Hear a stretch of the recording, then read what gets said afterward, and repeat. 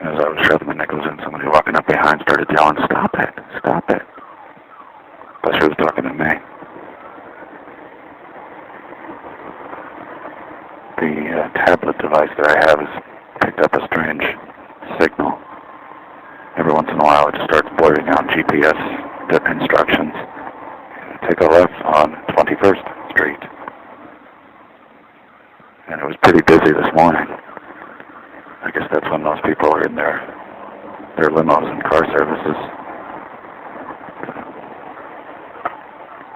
I used to pick up radio traffic from the livery cab drivers that were going by. Once in a while, I think it came through the power supply, the electricity. Once in a while, my computer speakers would just start talking. So tomorrow I'm going to be doing an interview with a journalist, a graduate student at the Columbia Journalism School. Which is sort of ironic because I just let my Columbia Journalism Review subscription expire. There's no way I was going to renew that kind of annoying magazine.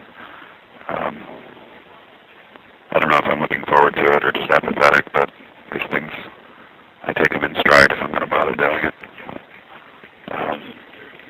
I'm actually pretty happy with the way this playlist project is working out.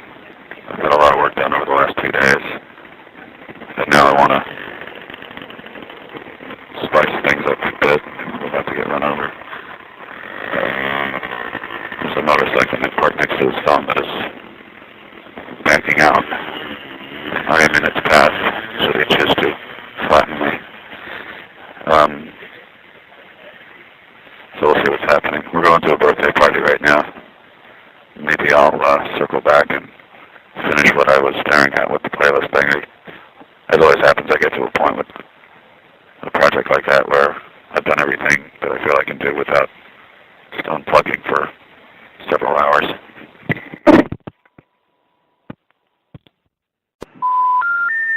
Either the number you've dialed is not a working number or must be dialed with the correct area code plus 7 digits.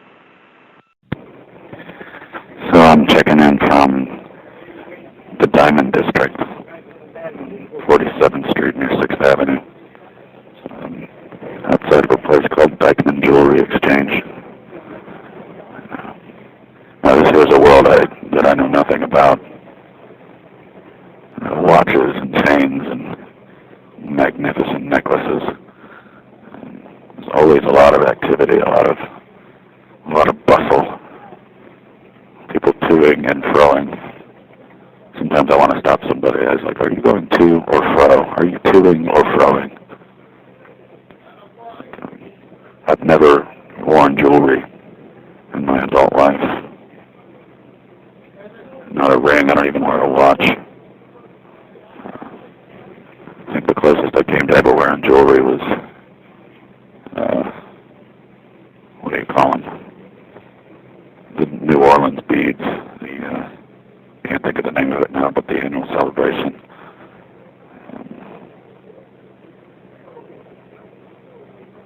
And I know why I don't wear jewelry. It's because I was very disappointed with my college graduation gift. It was a watch.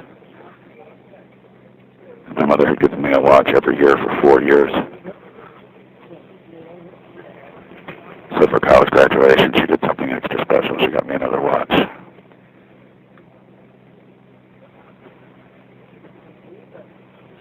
And I didn't really appreciate it at the time, but I've always felt guilty for having never worn it. And I keep it in my kitchen drawer. Maybe I don't deserve those things.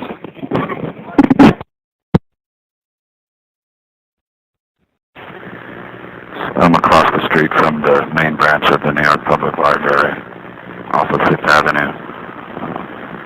I think this is 41st Street. I just realized I haven't been by here in a long time. I used to come to the Rosemain Reading Room 2 or 3 times a week just to write. And I called this project from the phone booth basement. And I guess with winter and the bad weather and just general laziness, I stopped doing that. But now that I'm back here again, just thinking maybe I should put this back in my routine. Just to be someplace different. I really can't work at home all the time.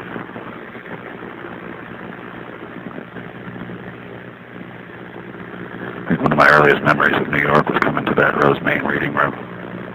So, I was practically a student of the library, if you will. When I was in college, I almost lived at the various libraries on campus. I never fully warmed up to the New York Public Library system, but the libraries were among the first places I sought out when I first moved here. It was at the Rose Main reading room that I saw. I was sitting across from a couple of girls, maybe 14 or 15 years old, and one of them was clearly being harassed and hit on by a very well-dressed, sharply dressed businessman. I assumed he was a businessman just from his attire, his sartorial accoutrements. And I was minding my own business, but it was pretty creepy. Eventually the girl and her friend got up and left. And I don't remember if the guy followed him or if he got the message or what was going on. I always thought, for the longest time, I thought the Rose reading room was a place for weirdos to go pick up little girls.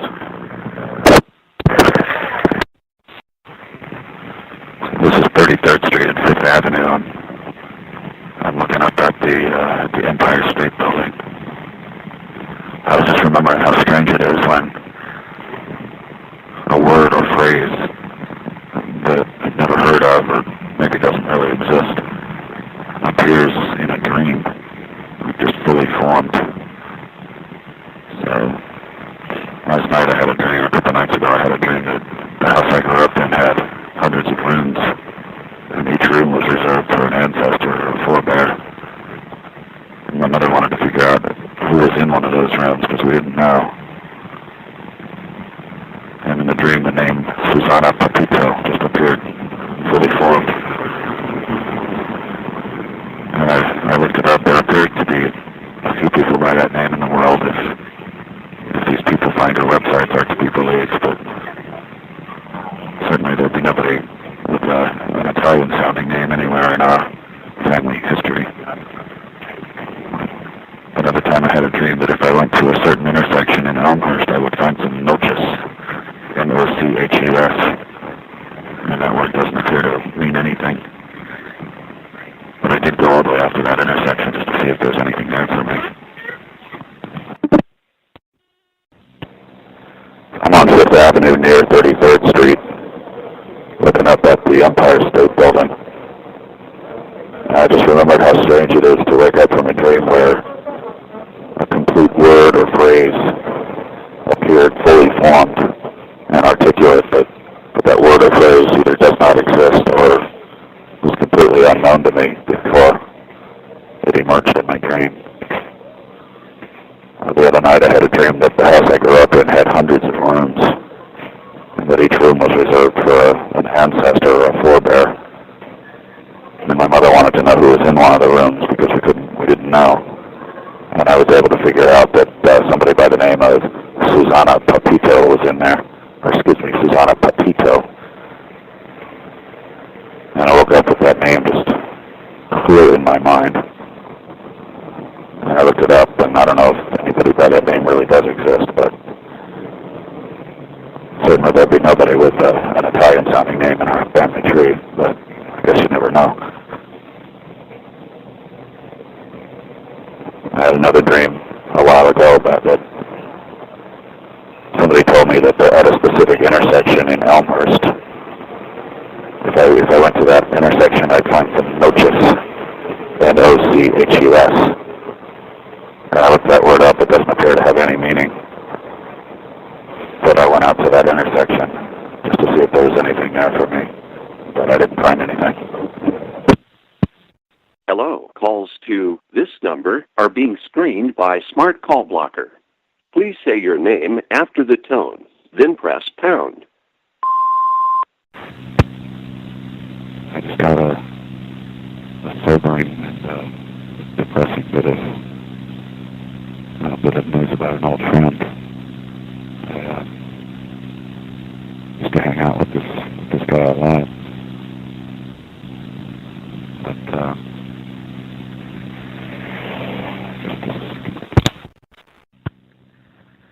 so I tried to call this in yesterday, but calling from a telebeam phone that was really bad. Call quality was almost unintelligible,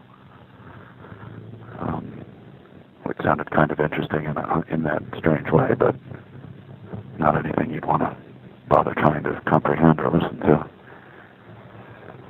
But I learned yesterday that an old friend of mine from maybe 6 or 7 years ago he's homeless now. And he's like full bore. He's the kind of guy you see wearing 10 layers of clothing and, shouting gibberish at strangers. And apparently he's become a character in the Times Square area. But I've been thinking about that guy and how bad I feel for him, but it's not, even if it's not my problem, and I have no intention of making it, but it's just such a thin line between sanity and letting the floor slip out from under you. I mean, I never took him to be mentally disturbed, but he was a little twitchy maybe. But and I think about all these things we did together, but I just hope he can take care of himself.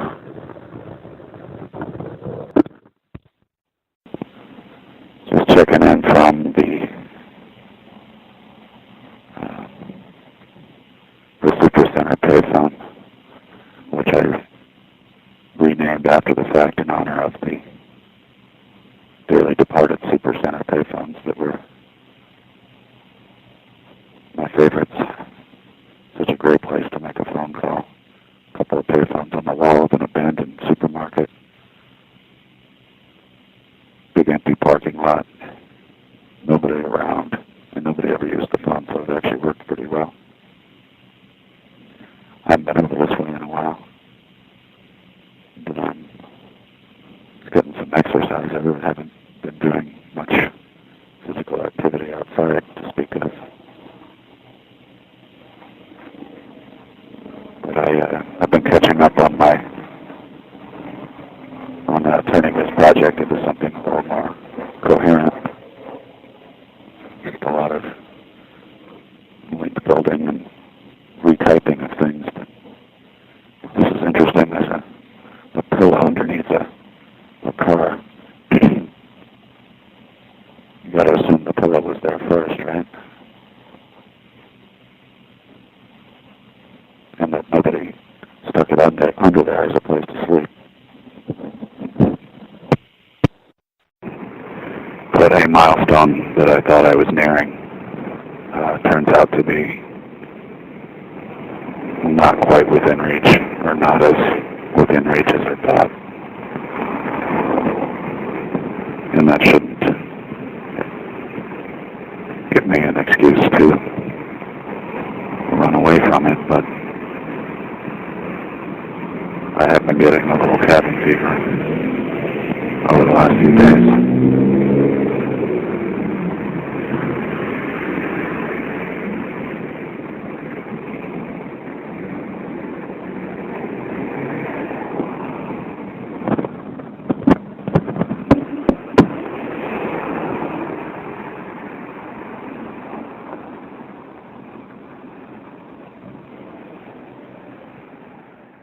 We're sorry, that number is already on your list. These are your list changing instructions. To add your last caller, press 1 or else. Otherwise, please hang up. Lo sentimos. Ese número ya está en su lista. Estas son las instrucciones para cambios en su lista. Para añadir a la última persona que le llamó, oprima 1 o, de contrario, Por favor, cuelgue. I'm at 55th Street and Roosevelt Avenue. That's off a place called Rameen and a pub called McGuire's. I'm just feeling about as directionless today as I have been since November. I haven't done these long wanders in a while, and I wasn't planning to do one today. But I'm over here in, I guess this is called Sunnyside, or never been sure where Sunnyside becomes Woodside. With Woodside being the hood side and Sunnyside being the funny side. But I once walked Roosevelt Avenue all the way up to Flushing Meadows, straight to the Unisphere. I don't think I'm doing that today. I woke up feeling like I'd been in a fight. My dreams kept jolting me awake, but very frustrating feeling to be lying there in bed thinking, just go the fuck to sleep. God damn it, fall asleep. That's 44th Street outside of a laundromat. I think this is 46th Avenue. And this is a pretty rare building line phone now. There aren't too many of these standing anymore. Because businesses don't like having payphones right outside of their building. And they have every right to request it be removed. Just walking around, I was waiting for the bus and overheard a couple of old-timers complain about all the cutbacks. And one of them said they really cater to working people, don't they? I suppose that's true.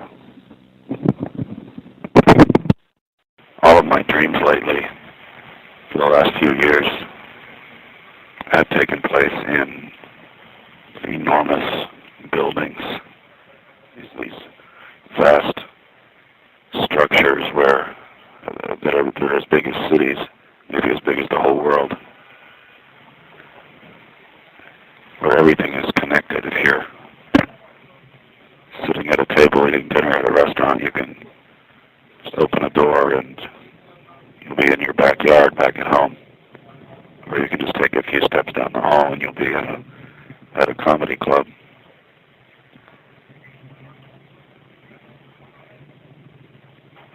And there's open roof space and everything, but there's never any question about the singleness of the structure and the building, which comprises millions of lives and thousands of businesses and hundreds of countries. I've only really noticed this motif recently. And I don't know that it means anything profound, except that I like the feeling that all things are connected. Every place of business, every house, every backyard, every government, every life. There's no question of the continuity of it all. I'm on Queens Plaza, outside of our thrift shop, which has a sign that says thrift shop alternation. I think it's probably supposed to say alteration. I think you can buy the clothing there and they won't adjust it to fit you. But alternation could mean something else. Outside of a Subway sandwich shop, a Costa salad bar, a 24-hour grocery deli. I'm just getting some sun. I feel like I'm going to be walking a long way today. This payphone has a couple of mysterious stickers on it. The number 5. A sticker with the number 5 on it, on each side of the phone.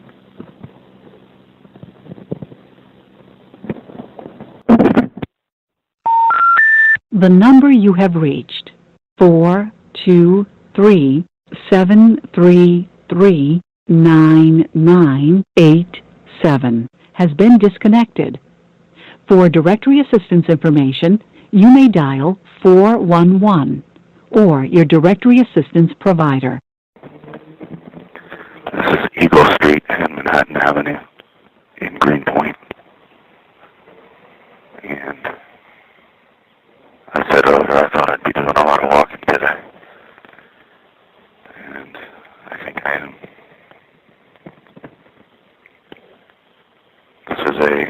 one of those rogue payphones that probably is not legal. It doesn't indicate the owner of the phone, and it just looks like it's randomly placed here.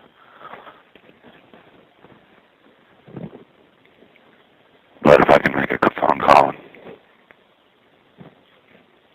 turn 25 cents over to somebody at the same time, what's wrong with that? I haven't been to Greenpoint in a while. There's a thrift shop up here I want to check out. I got off the bridge as soon as I could because there's just too many bikes. It's kind of scary. It's not kind of scary, it's very scary.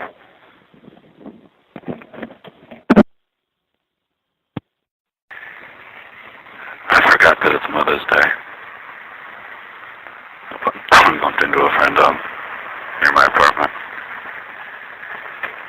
He was getting in his car, getting ready to go see his mom. My mother always hated Mother's Day. I mean, she wouldn't admit it, but I know she did. When I would call her, she would just be like, "Oh, he's calling." He wouldn't be calling for any other reason, except that it's the holiday. When I was in, I think, the 5th or 6th grade, we had a teacher, Mrs. Lennon, gave us an assignment that we were all supposed to go home and tell our mother that we loved her. So I did that. And I felt that it was, disingenuous and fake, and I could tell she did too. And I don't know if she was proud of me for saying it and for completing the assignment, or embarrassed for me. Probably a little of both.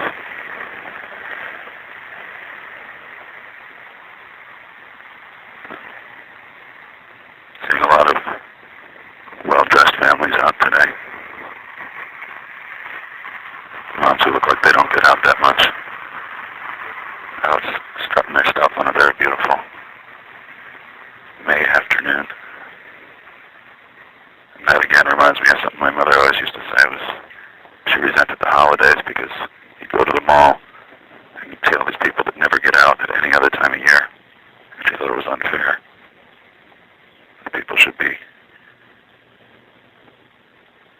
able to get out all the time. I don't know what she thought was unfair about that now that I think about it. This is 980 Manhattan Avenue. This is another Crescent Star Payphone. Just sort of a new brand to me. It's 967 Manhattan Avenue. It sounds like this phone is not working. But let's keep talking anyway. Since it's Mother's Day, I was remembering these very strange dreams that I had, or one dream that I had in particular. I was in a room with my mother and a woman, and we were trying to decide if we should go somewhere. They had already decided to go somewhere, and I was deciding if I should go with them. I'm so sure this phone is not working, but I'm not going to finish this right now. Toronto Way, Manhattan Avenue, Greenpoint Avenue. Looking across the street, I see the Polonaise Terrace. This is, anytime I think I need to travel abroad, I remember that I can just come to Brooklyn or go to Jackson Heights or go to any number of places which are like self-contained countries. Not that I have any legitimate frame of reference on that. But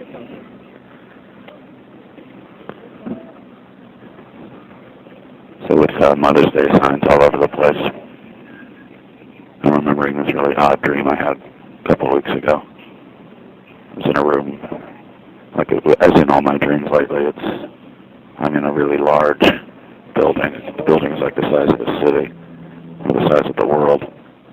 And it's a continuous structure, which one room might be a restaurant, and then you just open the door and you're in your your home kitchen, and then you go down the hall and you're in a, at a sports arena. And we're in the room, one of the rooms that we live in. And she and this other woman are deciding where to go. And I'm deciding if I want to go with them. And I decide not to, and I go into my room, and my mother follows me in there. Indicates that since I'm not going, they're not going to bother going either. And it's all fine and good. No problem. She follows me into the room and asks me. She points at her feet, which are covered with barnacles and little shellfish and crabs and stuff, and she wants me to find out what the names of the holes are. She's got a bunch of holes in her feet.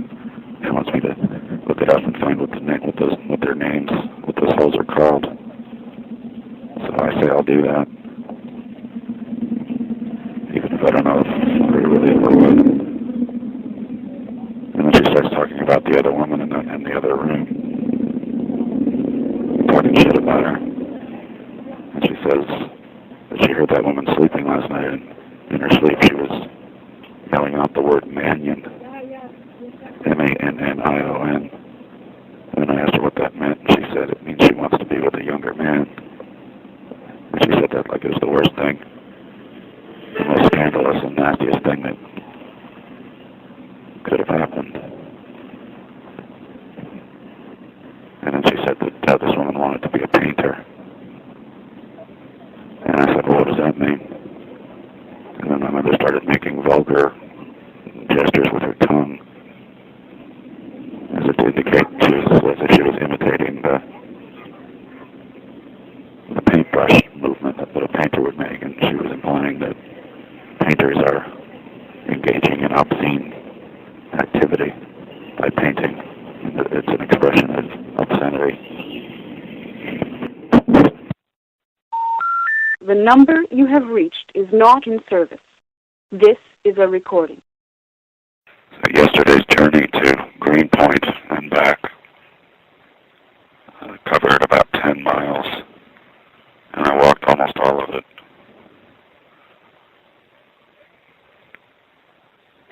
And when I got home, I slept for just about 12 hours straight. But I still wake up feeling kind of pasty and unrested, and I still have something of a cold. And my innards are starting to bug me. And I'm trying not to let the psychological worrying about it exacerbate things, but I guess that's inevitable. I remember last year I found a stack of stuff I had written when I was in my first corporate job. I was working at the 9 West 57th Street building and talking about how I would go out for long walks at lunch. And I was working on 57th Street, and I think I walked as far as 50th Street. And I was bragging to myself about how I must have walked a good mile. I sound like such an office worker.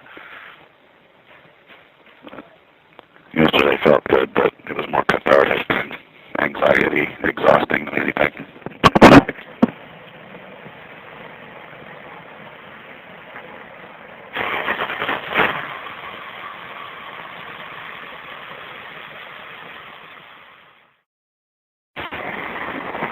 I have not had to wait in line to use a payphone in a very long time, but that just happened. Came up here. I was very frustrated with myself all of a sudden.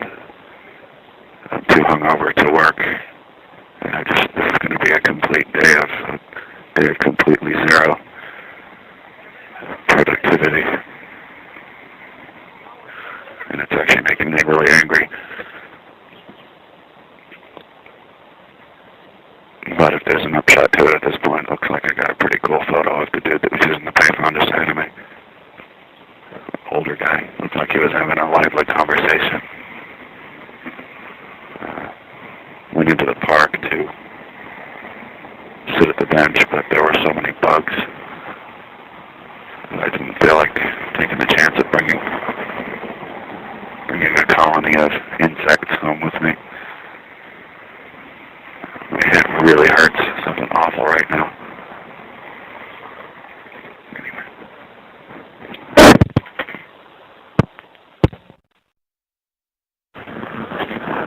This is 55th Street near Lexington Avenue. A place called Copyright Cabba Printing, C-A-B-B-A. I spent some time at the Rosemane reading room this afternoon,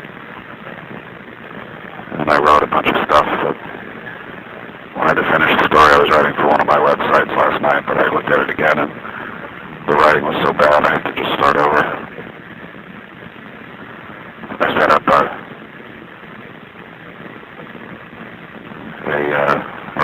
I got an account on one of these free website hosting things, sort of like GeoCities Revisited, and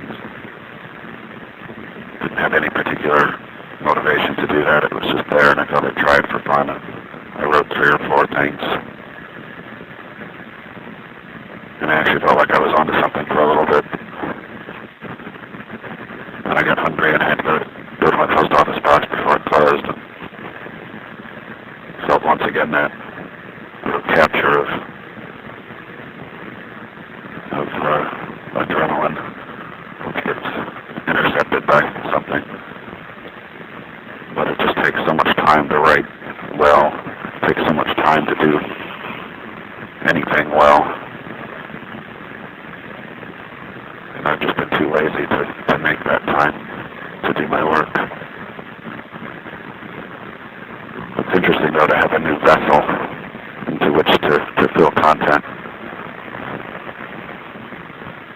I felt that way about form for a while. I started writing sonnets and limericks and just anything that had a clear form, and I felt like the form itself was the vessel, which made the narrative that much easier to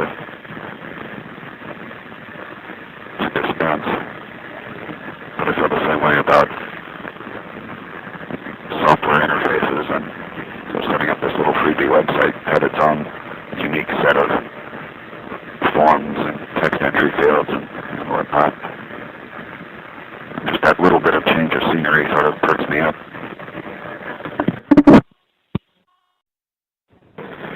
In grandest miniaturization, I find myself strolling through libraries of the world, anticipating advancements of technology as threatened by robots and labor leaders from 16th century conclaves.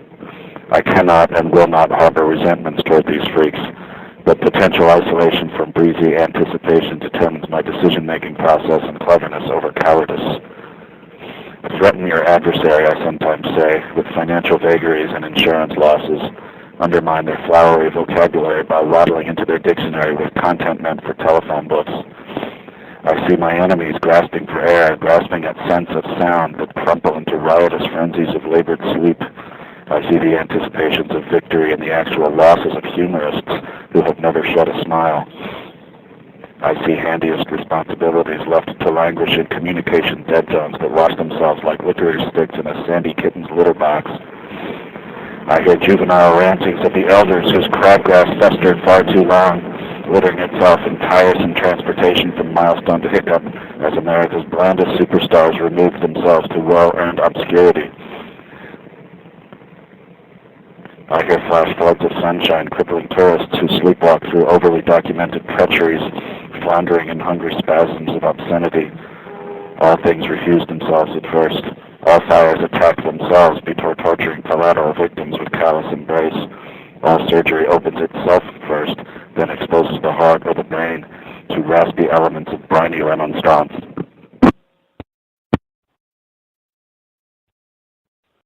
Welcome to Verizon Wireless. We're sorry, the number you have dialed has calling restrictions that have prevented the completion of your call. Announcement 19. Welcome to Verizon Wireless. We're sorry, the number you have dialed has calling restrictions that have prevented the completion of your call. Announcement 19. So I'm at the library today. I'm really tired, but spent about an hour writing some bad poetry and sending an email to a friend. And this is the 4th phone that I tried before I found one that fucking works. It's really annoying.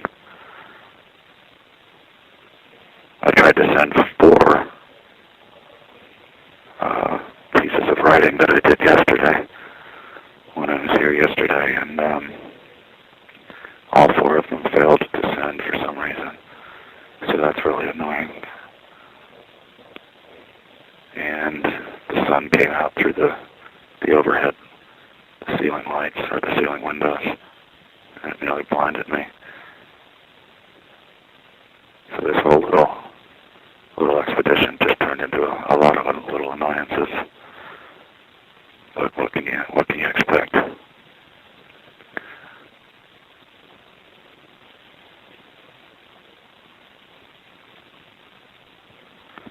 This payphone is one that I've used before, but when I've used it in the past, it used fake caller ID information.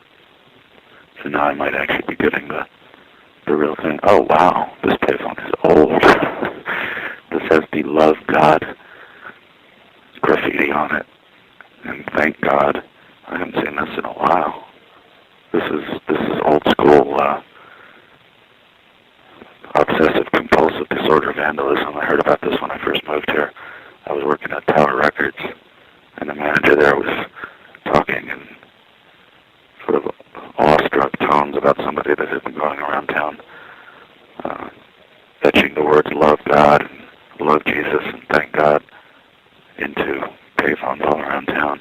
It's very hard to do because, I mean, maybe they had a particularly sharp chisel or something, but this is hard metal. It's hard to scratch words into. But I also noticed that the owner of this phone, perhaps following a tip I put on my website some months ago, put a little placard that says "Free calls." So for God's blessing or daily prayer, press *10. And for need help finding a job, press *12. So each of these things probably connect you to a toll-free number. And the owner of the payphone collects 50 cents off of each of those calls. But typically, most of these places now probably block calls from payphones. So I think this one has been programmed with a little bit of a workaround. And I posted something to this effect on my website some months ago as a way to encourage people to increase revenue on your phones without actually paying any money themselves. Well, I thought I had more of substance to say, but I got distracted. The "Love God" thing, I was looking for this for a while, and I didn't see it anywhere. I should have known it would be here. That's old school. This phone's presence in here since the 1980s.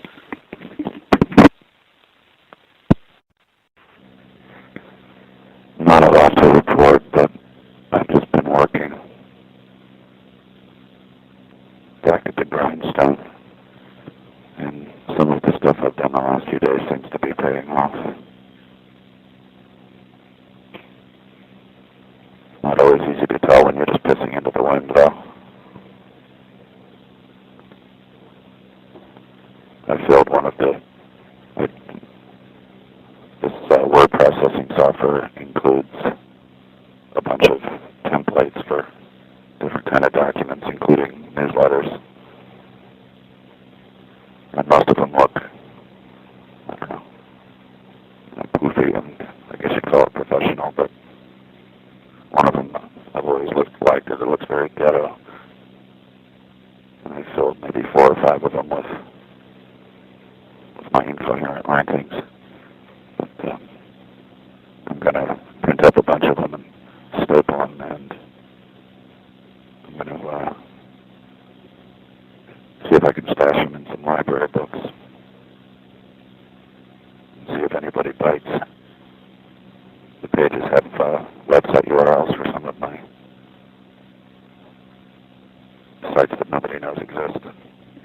It's kind of cool to see if anybody, even one person, finds it that way. I was just remembering this little hobby I used to have, and I was reminded of it when I was at the Museum of Modern Art last week, and there was an exhibit by somebody who essentially just followed people around and took pictures of them as they walked from place to place. And I used to do that. I didn't know that anybody else had been doing that, or that you could get MoMA space for it, but I haven't done it in a long time. But I used to just arbitrarily follow somebody when I saw them on the street, and there was nothing intended to be creepy about it. I never followed anybody indoors or kept track of, anything, but I only would follow somebody once. But I just wanted to see what people do, the mundane places people go, and just to see how people behave, and to see what I might recognize in other people's behavior in myself. And one time I followed this woman for a surprisingly long time. It was probably the longest follow I ever did. It was about a mile, probably over. It was a mile each way, and we were just walking around. It was a beautiful day, and I followed her for a long time. Make a long story short, she walked and walked and walked to get a donut, and that was it. She walked over a mile from what appeared to be her place of residence. She took a wrong turn, had to back up and go back. She thought the donut shop was the other direction. That's a mistake I've often made. But I just couldn't believe somebody would spend that much time and go that far just for a single donut. But I was reminded of that today because that's exactly what I just did. I walked almost a mile to get a donut, and I'm going to walk back home now. The Nice One Bakery on Bayard Street. This was the Teleflex multilingual payphone. Pretty cool. The number you have reached is not in service. Please check the number and dial again. S-P-O-K.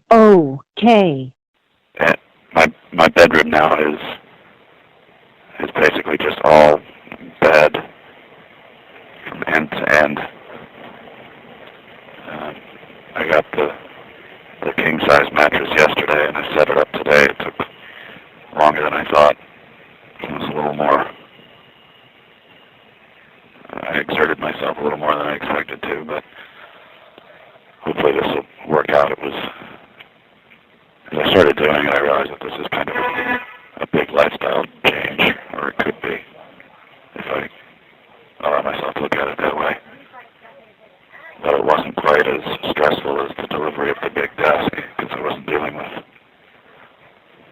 a team of random strangers coming up to deliver and install the thing.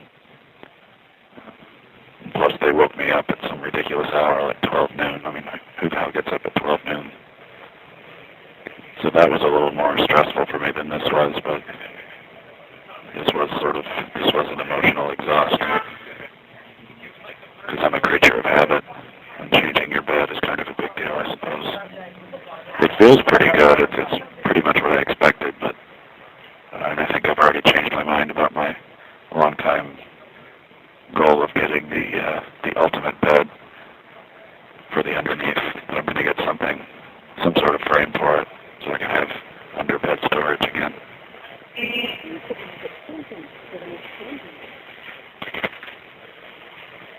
But I guess I should be happy or relieved or something that the new bed is in the house. And when I say it's all bad, I'm keeping the queen-size bed in there for a couple of days until I'm sure this is going to work. And I also want to make sure I dispose of the old mattresses in whatever the appropriate way is. Oh, I remember though that a friend of mine said that his college roommate was a real player, and they had separated dorm rooms, divided double, I think they would have called it, and that his roommate was getting it on like every night with sometimes with 3 different girls all at the same time. And his room was just bed. I remember saying that. It's like the dude's room was just bed. So both of my web servers are down today. That was about 3 o'clock. And it's disappointing because I was just starting to notice that traffic was really picking up. But I'm disappointed in the situation, but not surprised. Normally only one one server goes down, but this time it's both. And I'm disappointed with myself because I really need to evolve the way I conduct my little business. I can do it cheaper and more efficiently and more reliably, but it would take like a week of work doing nothing but that, migrating over to the new platform. But it sort of reminds me, though, of all the lies that we live on, all the lies that our businesses and society is based on. Every web hosting company you'll ever look at claims that they have 99.9% uptime, and that's just a lie. I don't know how they can claim that. I think there's some lawyerly way in which that makes sense, because at this moment, I suppose my web servers are actually up, but the connection to the internet is not. So if I were to attempt to sue them or anything, they'd say, hey, your server was up. We didn't guarantee you 99% network connection. And I've mostly given up on all customer support in the internet and technology realm. Like, I've been having nothing but frustration with PayPal over the last year or so, and the last entity I'm going to attempt to contact is PayPal. Same with this hosting company. There's no point in contacting them. And all this surveillance discussion has taken on a life of its own. Sort of proves what I've felt for a long time, which is that the internet ran out of substantive things to talk about a long time ago. So now they got to sort of just feed itself with this pithy business that they're being spied on. Who gives a fuck?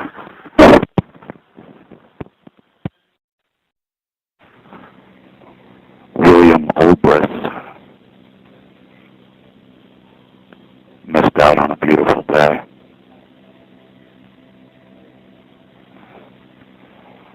Mr. Olbrist, if I'm remembering his name correctly, is the gentleman who appears to have committed suicide yesterday by jumping in front of a subway train. It's an elevated train above Broadway and 31st Street, which is an intersection that virtually everybody in this neighborhood passes through on a regular basis. There were body parts everywhere, and he left no note, but he did leave his wallet on the subway platform. Caused a lot of confusion in the neighborhood. I was sitting in my apartment on a normally very quiet street when suddenly car horns were blasting continuously. And I went outside and there were buses on streets where there are never any buses.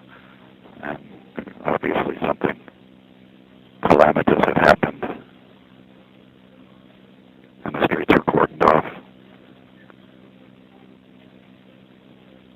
It's a big fucking mess, but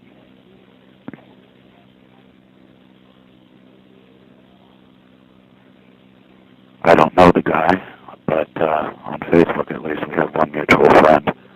But that was one mutual friend was somebody I don't actually know. As far as I know, I don't know anyone that actually knows him or knew him. But it's a beautiful day, and I'm getting some sun and some air before the big rainstorms come in tomorrow.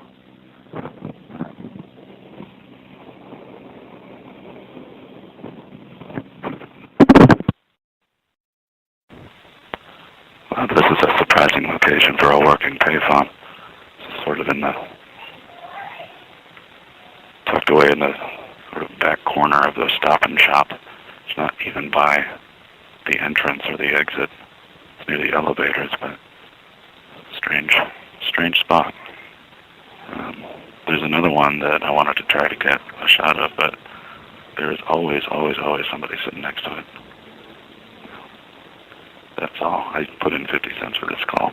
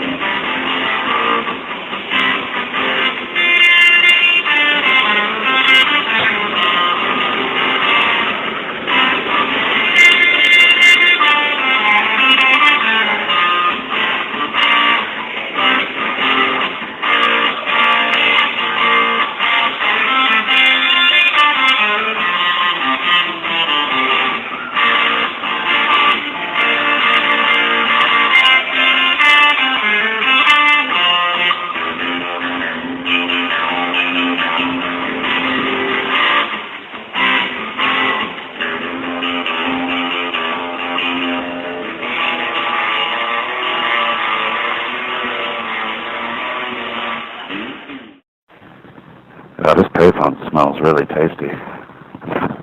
Smells like a Danish. It's a beautiful phone number on this phone, 212-490-9850. Sounds like you're calling a bank. So they're checking in on this phone ahead of time because I want to try to stage getting myself on TV. And I actually wasn't planning to come and check this phone early, but as long as I'm over here. As it turns out, one of the TV news stations broadcasts from the second or third floor of the building right behind me. So if I'm gonna start DVRing that particular newscast and see if I can just amuse myself by making a stealth appearance on the nightly news. Guess I shouldn't say where this is, even though I don't think anybody cares. Well, they got rid of the American payphone outside of the parking lot on 47th Street. And I'm going to be surprised if this Telebeam building line phone is around much longer. The business that it was outside of seems to have closed. And the wall behind it has been papered with a bunch of faces from the Inside Out project. I don't know what that is, but whenever they open a new business here, I think you can be pretty sure that the business owner is not going to want a payphone outside. Just checking in, possibly for the last time from this one. The handset is warmed up, so it feels like somebody's been using this phone recently. Well, here I am experimenting with this little project. I seem to have a lot of little projects, but I just want to see if I look like anything from upstairs. I probably don't really even need to be making this call right now. I could just stand here and dial toll-free numbers. But I'm trying to think of what to do, of what my plan would be. To send a secret message. Do it once, do it twice, do it till somebody notices, and then stop doing it. Thinking I would get big bright letters on the back of my shirt and bring a portable TV out here to watch the broadcast and watch myself, monitor myself basically, and then change letters every time they go to a report or they go to a commercial, and then when they come back, by the time they come back, maybe 8 times during the newscast, I've spelled out a word or a number or something along those lines. Might be more effective during the 11 o'clock program, because there's a lot less people out here at that hour.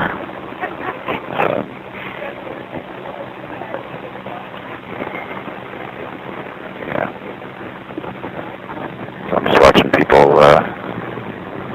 people walk around. Somebody's standing nearby the space. I'm probably waiting for somebody, but in my little paranoid mind, I was thinking he is with the network and wants to sweep people away when they start to use the payphone during broadcast hours.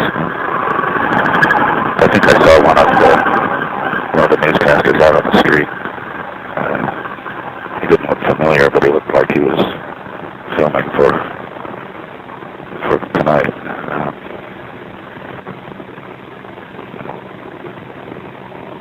Honestly, I don't think I've ever watched this particular newscast. I just happened to trying to get my money's worth out of that money I throw at cable television every month, and I wandered across that channel and just noticed what I noticed. All right, I have a strange feeling this is not recording, so I'm gonna go to Plan B, which is to dial some 7-letter toll-free numbers. I'm gonna try 1-800 devious, see what I can find. Yeah, it's interesting to stand in a transient spot for a little while. I wasn't thinking about this when I started doing this, but when you contemplate a place in its permanence and not in its utilitarian transience, it starts to look a little different. waiting for people, and they probably have established this as a meeting point for themselves. I felt the same way about the subway some time ago when I used to just go in and sit there. And you'd sort of get a sense of the flow, a sense of the fact that crowds come, crowds go. And just like tides and just like the sun and the moon. Sometimes things change. And yet they always remain the same because the point at which all this change passed through remained the same. So that's how I feel right now about this spot that I never gave two thoughts about, but I don't know how many times I might have passed through myself, but there's a bar across the street that had always puzzled friends of mine in the bar business as to what the big deal about it was, but I suppose location is key for that one. I'm just looking down the street watching the people pass. There goes a woman with a yellow sweater on a not exactly cool day. A lot of people wearing long sleeve shirts, but I guess that's the office worker drill for you.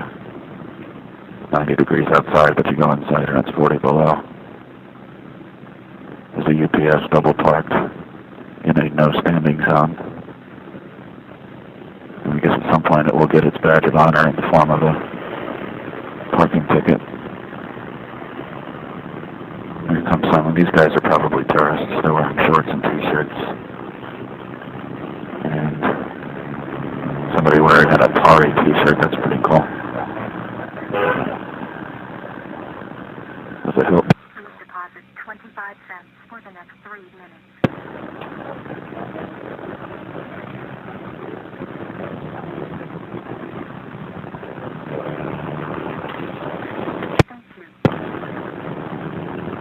Alright, this phone's wired a little differently than the others.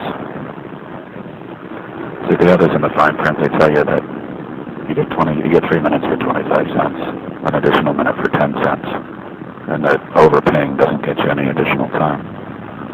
So you're expected to shuffle in a dime for every extra minute. I remember noticing that when the gentleman from one of the payphone companies took me out on his routine run. And handed me the little bucket full of change that he took out of the phone. And it was mostly quarters, but I saw nickels and dimes as well. I thought some people must have their calling time strategy lined up down to the dime or even the nickel, because these are the type of phones that you needed a time for 1 minute extra, but this one gives you 3 full minutes for an extra 25 cents.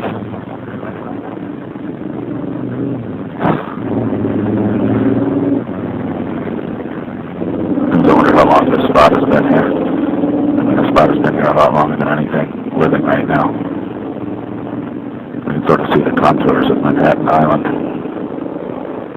It's sort of sealed in like a can of tuna by 2nd Avenue, by the pavement of 42nd Street.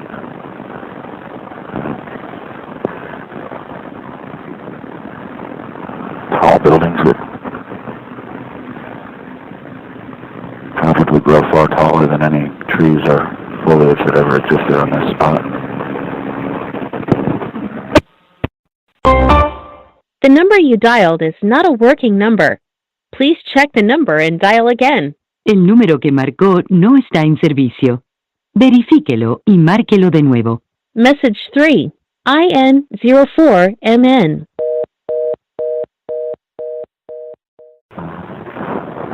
The room was empty. I stood outside the doghouse, looking through its windows, listening to hot breezes disturb the vacant structure with drafts of light.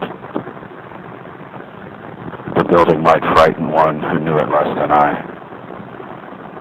In its swollen decay, I recognized structures of my past and frameworks of a drifting future.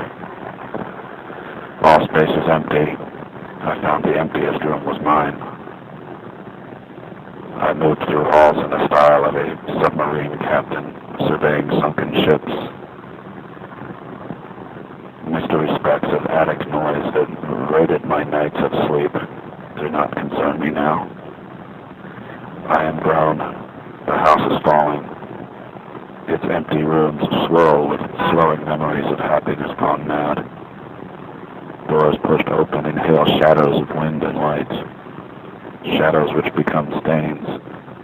By decree of this family tourist, they shall be preserved in infinite lament.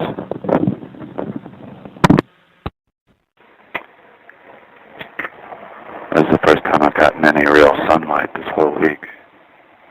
It's Thursday. And I really have barely left the apartment during the day. Going out on the vampire schedule. Pretty hot and humid, but just wanted to check in on this old payphone, make sure it's still here. This is one of those ones that is going to be gone probably about a year from now, if not sooner. I always approach it with this feeling of dread that it's going to be gone. It'll just be a sanded over or smoothed over spot on the sidewalk where this thing used to be. This one's a classic.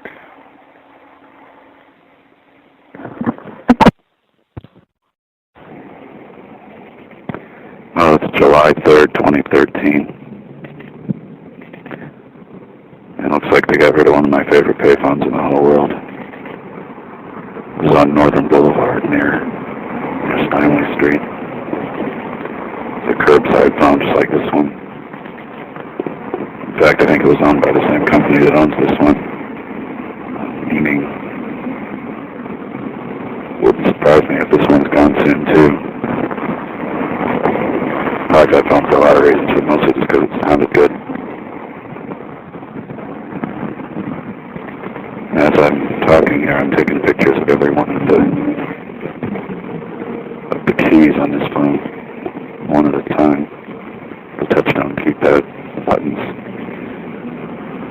And I'm putting them all together in a little bizarre collage. I guess I'm not entitled to call it bizarre, but when I put it together, it really did look strange.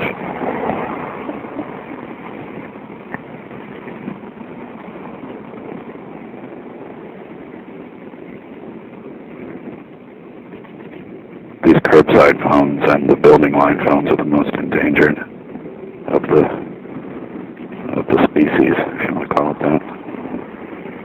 Whatever you want to call it.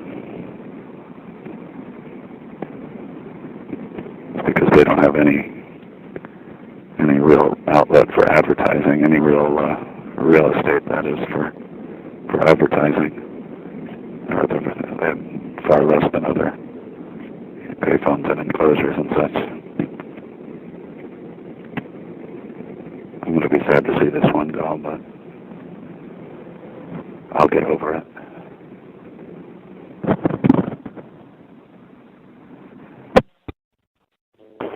Well, there's actually a working payphone in the Queens Plaza area. And I'm surprised to report it because this phone's out of service for years. Two of them next to each other, and more often than not, you'd see one of the street vendors sitting in here using this as his escape from the sun. They started putting these mysterious metal boxes on the bottom of some payphones. I don't know what service they serve or what function they serve, but they are big gray metal boxes with locks on them. There's one on each of these phones. There's no way they're there to collect change, that's for sure. I've noticed these here and there, but I'd be curious to know if there's any explanation for them, or anything that has anything to do with the phones, with the functioning of the telephones. I doubt it. Well, I'm going to try to catch a bus now. The telephone number you have dialed is temporarily not in service. El número de teléfono que usted ha marcado temporalmente no está en servicio. Message 3. Switch 2, 3, 1, 4. I'm surprised to report that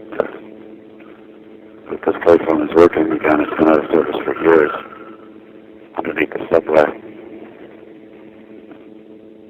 And above the subway, for that matter. Just spoke to the above ground and a below ground subway near you. From the sound of it, I guess the phone doesn't work. So, you're plugging a good thing here.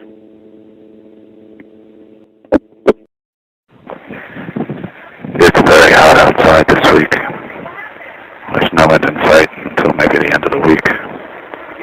Calling on Sunday. It's not really bothering me as much as it seems to be bothering other people, but maybe I just grew up in the heat and don't let it bother me. An interesting thing happened at this payphone. I probably described it already, but this phone booth or enclosure has a couple of metal notches on it on the inside. I don't know what their purpose is, but they are there. They're something you can sort of hold on to. They're like little shelves. And I suppose they might be used to take this thing apart or put it back together, but I got into a habit of sticking a couple of quarters in there should I want to come out here one time to make a call and forget to bring any change.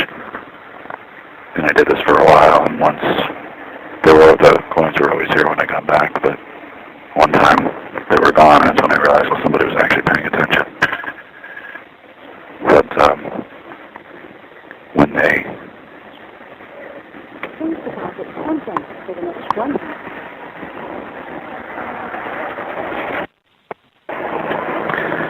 when they were gone, the coins, I put in some new ones, and then one time I came back, and the coins were gone, and they had been replaced by a rusty razor blade. And I still don't know if somebody was trying to send me a message or what, but it made me realize that maybe my idea of fun and games is crazier than I thought.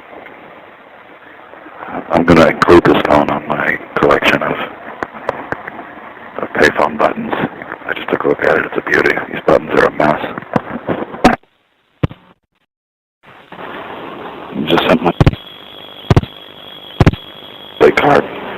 I just sent my sister a birthday card, and it's one of these humor ones where you open it up and it plays some music, and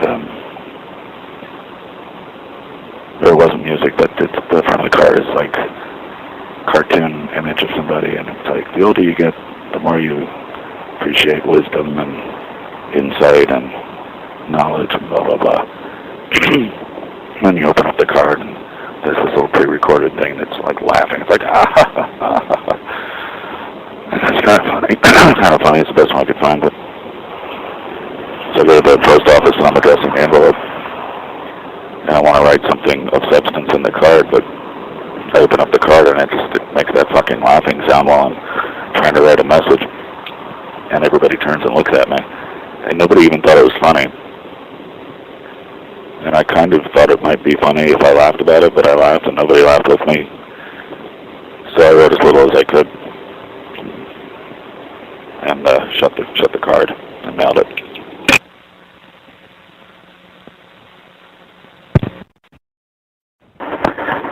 So I'm just doing what I said I was going to do.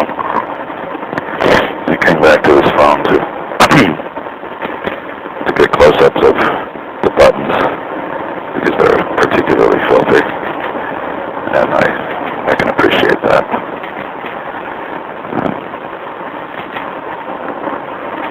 Putting together a mosaic of payphone buttons, payphone touchtone buttons, and wanted to mix it up with buttons that look pretty good and clean, and ones like this that look like they haven't been scrubbed in 20 years. Is a favorite phone of mine, too. You got all this dilapidated public service announcement advertising on the sides. I've actually seen people use this one. There's another one across at the other end of this parking lot, too, that I like a lot. Standalone, it's probably going to be gone. I've been saying that since I first found these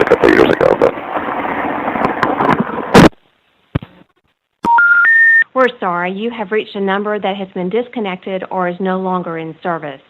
If you feel you have reached this recording in error, please check the number and try your call again. We're sorry, you have reached a number that has been disconnected or is no longer in service. If you feel you have reached this recording in error, please check the number and try your call again.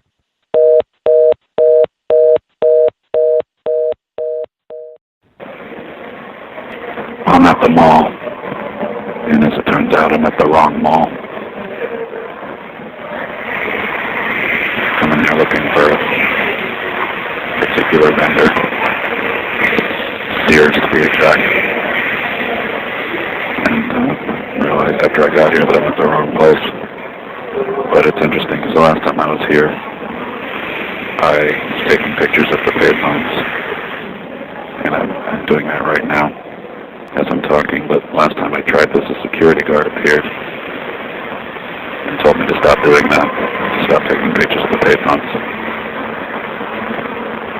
And I remember a similar, there was no confrontation, but it was made apparent to me that the underground payphones at Rockefeller Center had the same security problem about them. There was a security guard standing near them, and if you even went near the payphones, he would sort of size you up and see what your business was, but you were not allowed to take photos of them. I finally snuck one in before they took them out. But the thing about the incident here was that I've been taking pictures of these phones all day. They have maybe a couple of dozen of them at this mall. And I guess I never posted them.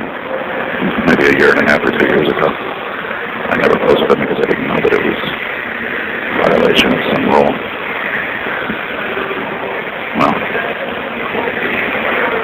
I wasn't expecting to see them here, and I didn't come here just to see these two phones down here by the bathrooms, but as long as I'm here.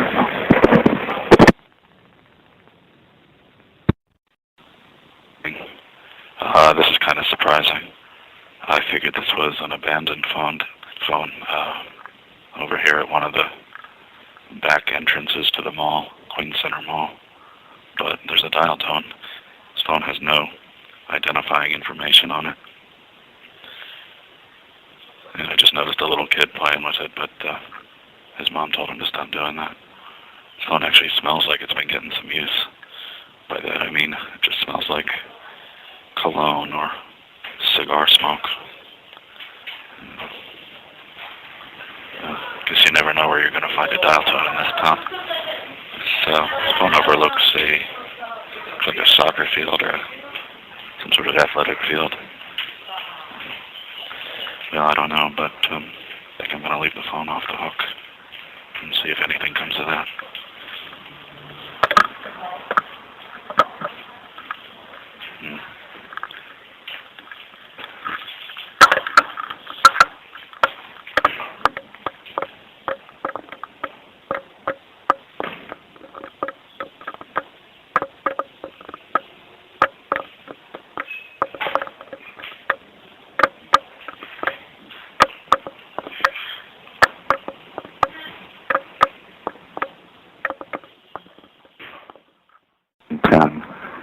Outside of Mama's Empanadas at 91-20 59th Avenue, outside of the big mall, near the corner of 92nd Street. I think I am going to try to go to the right mall, as long as I came all the way out here. I left that phone dangling off the hook, and I sort of felt like a criminal for leaving it there. But you want to get your money's worth out of a 50-cent call, don't you? Last time I was here, I think there were 6 phones at this spot, and right now there's only one.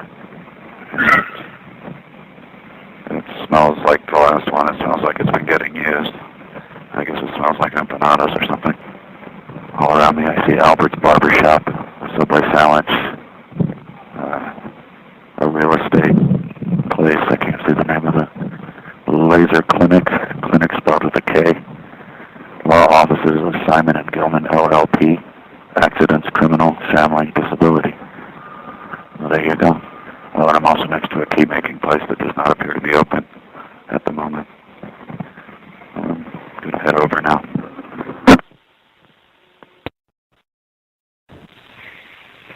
So it's 2nd floor of the New York Public Library, and I came over here again because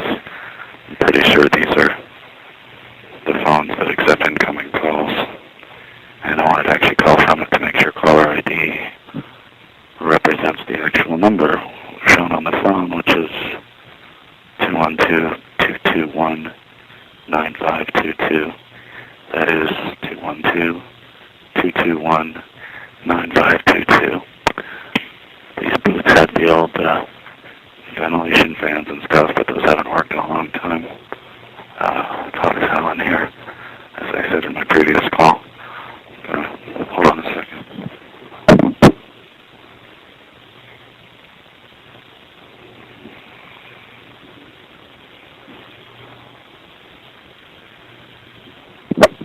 Uh, 221-9123 has been disconnected.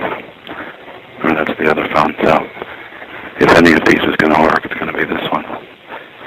And I'm not going to bother saying, detailing why I'm making a point of doing this. I'm just going to do it.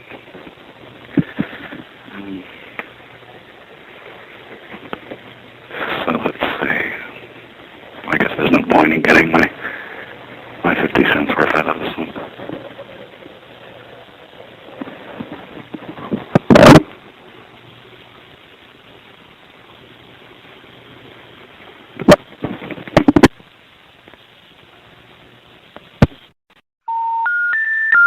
We're sorry. You have reached a number that has been disconnected or is no longer in service. If you feel you have reached this recording in error, please check the number and try your call again. We're sorry. You have reached a number that has been disconnected or is no longer in service. If you feel you have reached this recording in error, please check the number and try your call again.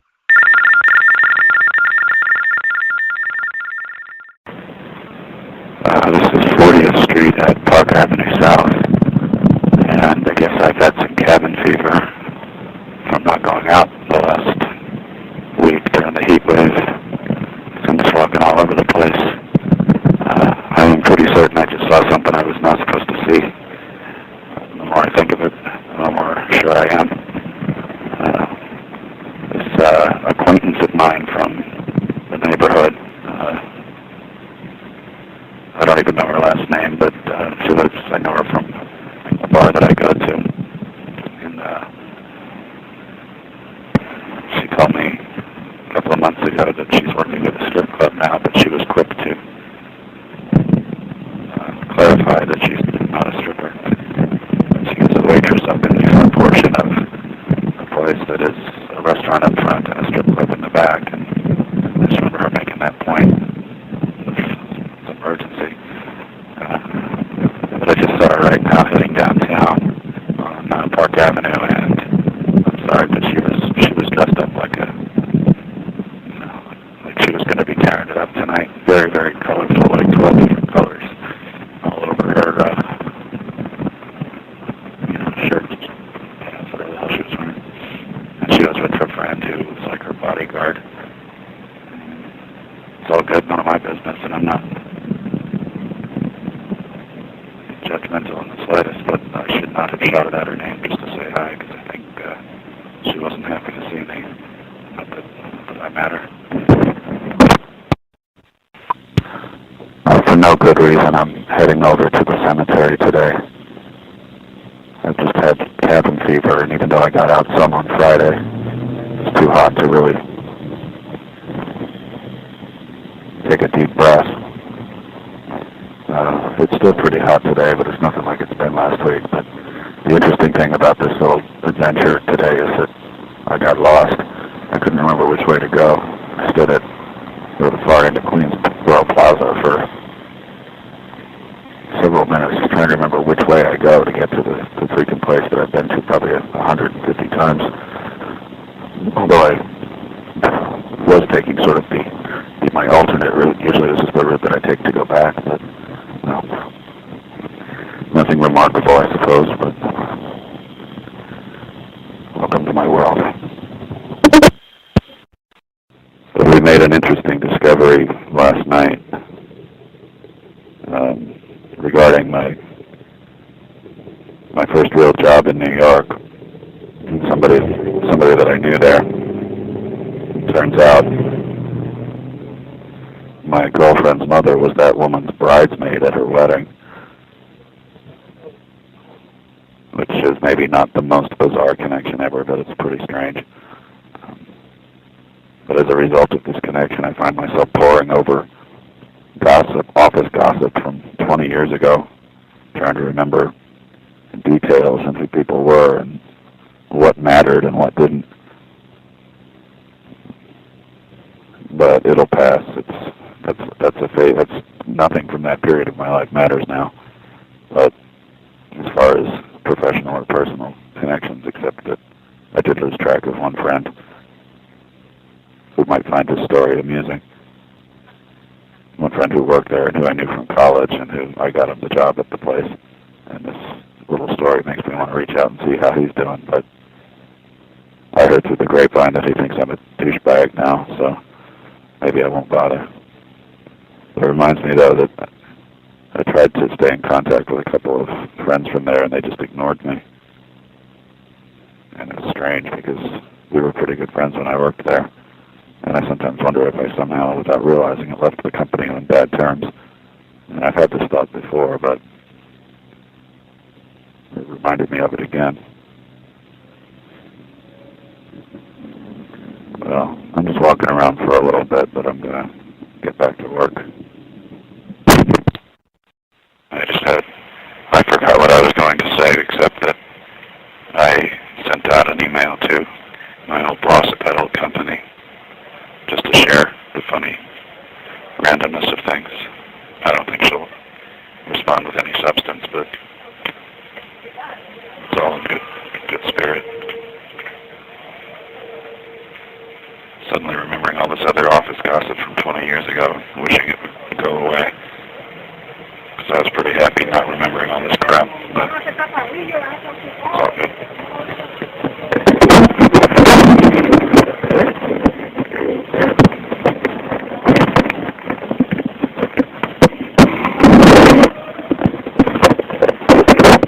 The number you have dialed is not in service.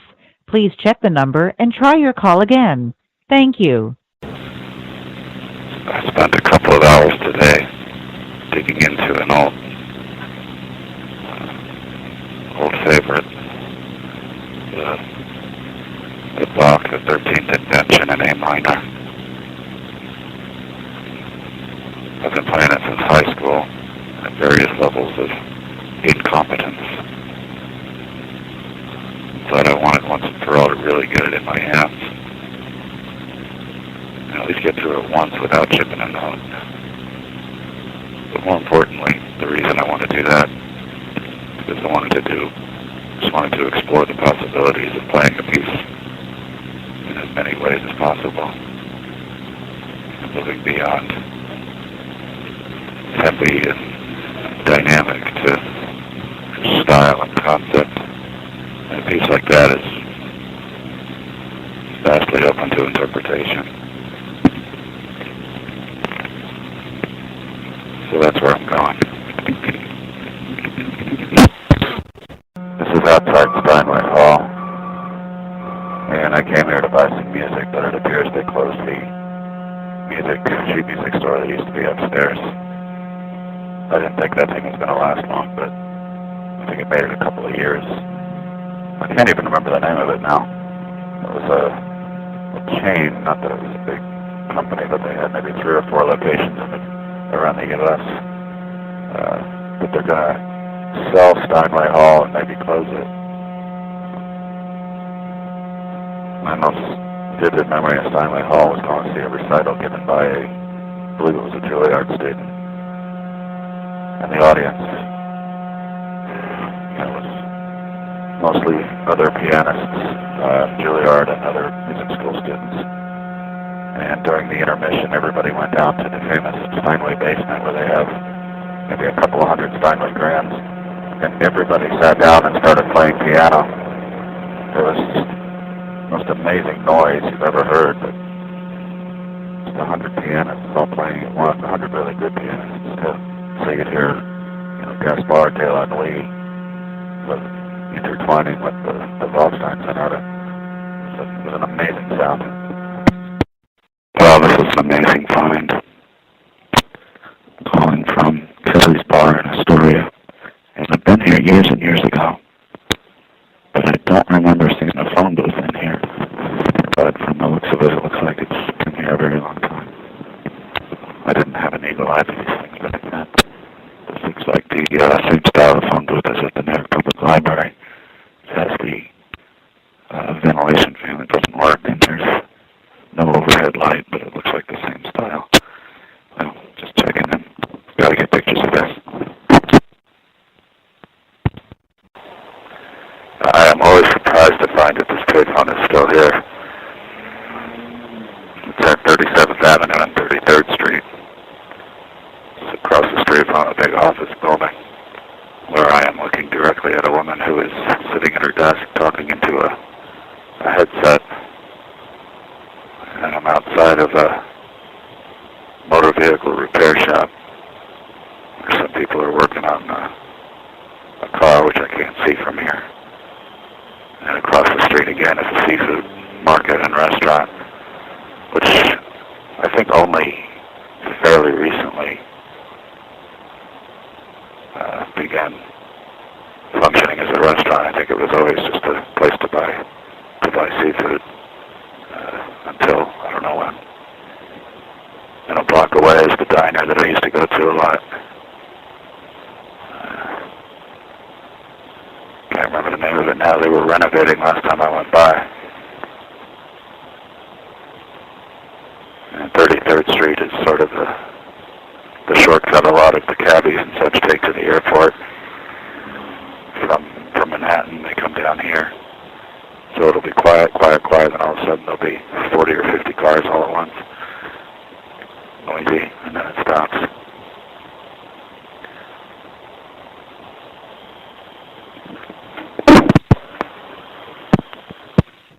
We're sorry. You have reached a number that has been disconnected or is no longer in service. If you feel you have reached this recording in error, please check the number and try your call again. 406 Glendive E. I just felt like I was trespassing a moment ago. Maybe I was. I entered a auto body shop. I spotted an old payphone on the wall inside. And I knew it wasn't going to work, but I just wanted to look like somebody that was just casually and legitimately sauntering in to use the public telephone.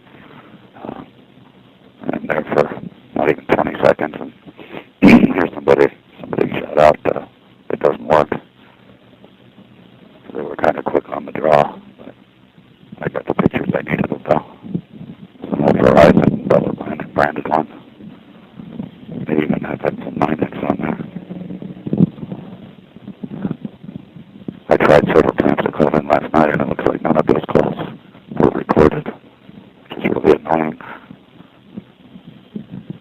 I spent the better part of the afternoon yesterday, or the evening, looking through about 600 photos I got back from the photo developing place. And it's just amazing to me how beautiful film is compared to digital. I mean, film photos capture reality closer to the way human beings actually see it. As the DSLRs are all megapixelated and create hyper-real images that represent the world in a way that no human being can even see it.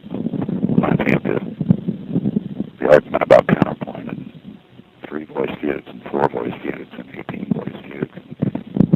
Where in fact the human mind can really only comprehend 2 or 3 lines of counterpoint at a time. And even there can be a stretch. So maybe that's not, maybe the human comprehension level isn't, there's not a foolproof way to evaluate a form.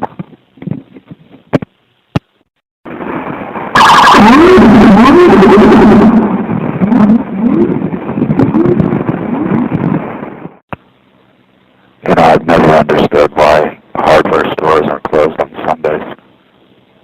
I mean, are they religious entities or something? I came out here looking for rubberized feet for the bottom of a folding metal chair. And I know it's 4:30 on a Sunday, but still, you'd think the hardware shop would be open on the weekends when people are working on stuff at home. But I've noticed this in the past in other locations. I was surprised once to discover that the Salvation Army are closed on Sundays too. That was the first time I understood that those are religious entities. The Salvation Army is a religious entity connected to the Catholic Church, I believe. But I don't think the hardware store is. I'm just checking in from Madison Avenue at 89th Street. Start to feel the seasons changing, and it always depresses me. But at least I know what's happening, and I'm aware. Wandering around the east side, I got another one of these crazy Amazon locker delivery things up at 96th Street. And I don't know why I get such a little joy out of that, but I do.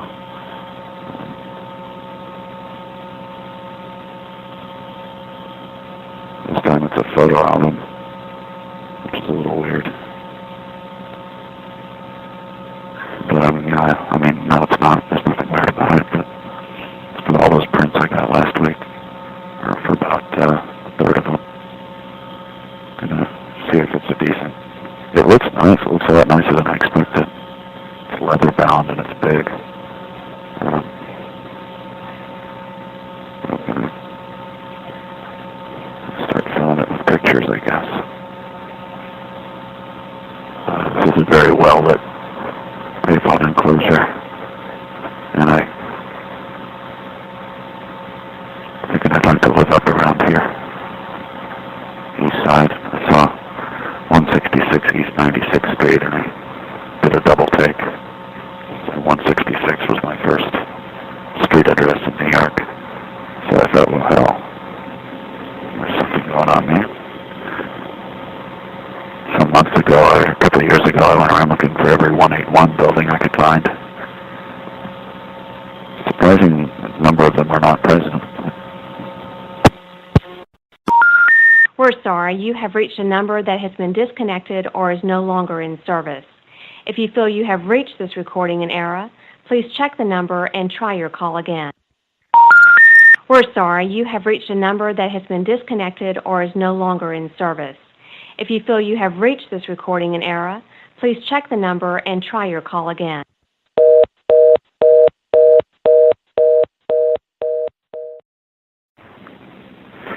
I'm still trying to get some exercise today. I haven't been doing that. I'm starting to feel like completely groggy all the way down to my innards. Even my wisdom tooth is starting to bother me. It's only kind of a passing thing. Been trying to get work in, but been revisiting the old website, even though I don't think anybody pays attention to it anymore. And actually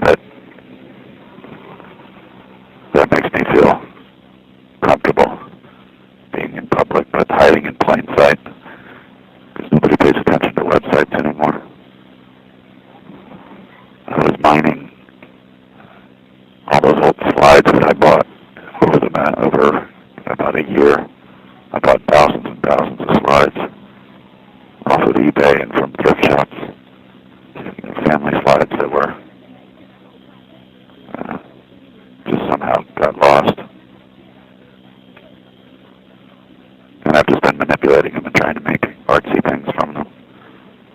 Sort of messing around with expression and filters even, which I used to be very disdainful of software photo filters, but they've come a long way. I mean, it used to be obvious. Anybody with any experience in the field could just look at any photo and tell you what filters had been used on it. It's not that simple anymore. But I had slight moral issues with using all those old photos because they're not mine. But I paid money for them, so they are mine. And I shouldn't worry about their origins or the remote possibility that somebody might see themselves or recognize something and accuse me of stealing. pornography is theft. It's theft of reality. It's a reappropriation of reality for your own damn interests.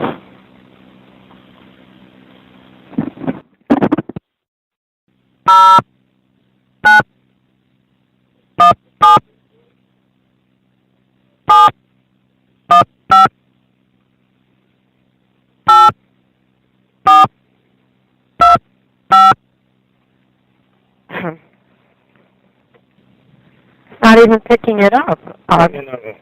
Really help me out. It's not working or something. I'm trying to dial in this number. Can you do it for me? It's not even working. I put in the quarters already. I'm trying to release it. It's not working. It's 29-22 Crescent Street near 30th Ave. Crossing the hospital, the emergency room, the pharmacy, the diner, urological center. There's the cleaners, and here's a barber shop. Just walking around to get a little bit more exercise. Just heard yesterday that a person who I shook hands with once for the first time last week died of a heart attack last night, or maybe the day before yesterday. I think he was younger than me. I don't worry about these things, but sort of somewhere between that point at which I hit 40 and just don't care anymore. You know, don't worry about dying anymore. And thinking that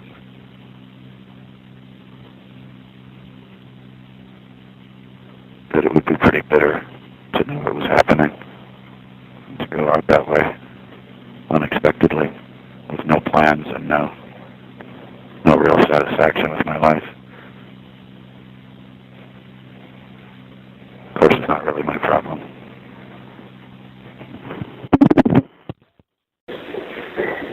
You all right? You all right? Right, yeah.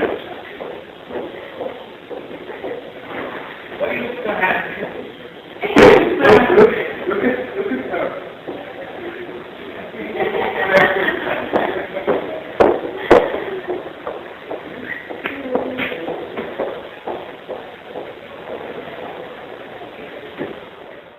The number you have dialed is unallocated.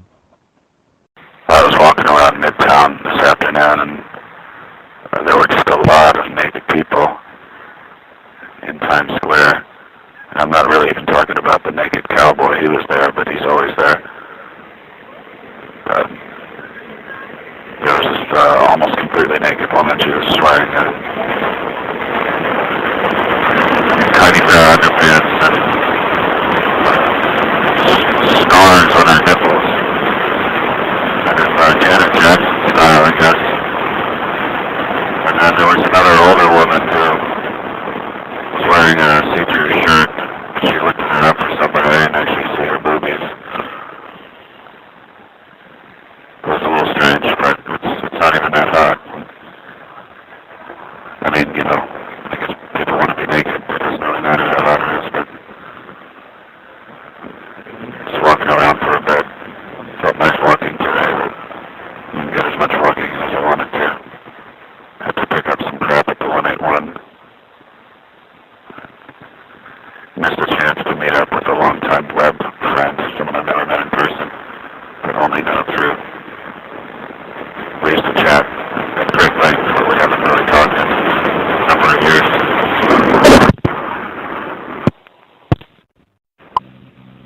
This is the location outside of a library, or outside of the Dwayne Reed X, like that. It's a pretty popular payphone. I often see people using it. Although one time I was snapping a picture of an older guy, thinking he was using his phone, and he was, but, I mean, you could say he was using it, but he was hanging up and looking like he was talking, but he wasn't actually talking to anybody, just looking busy. I guess he was insane. But I do see people who appear to be legitimately using this one a fair amount. It's an interesting side of that story up here. I'm starting to warm up to it. It's got to be cheaper than where I am. Not that I mean, I got a pretty good deal where I am, but I mean, the area itself is probably going to change. One of the most racist bars I've ever been in is 2 blocks up. I can see it from here. And there's a pretty good old antique shop, or militaria, anyway. It's 28th Avenue, 46th Street, outside of Pronto Pizzeria. And I'm just exploring this area again. I've been up here a number of times, but never made much of an experience of it. Somebody has written 344-6149 on this phone. I thought that might actually be the number of this phone, but it's not, because this phone doesn't have its number displayed.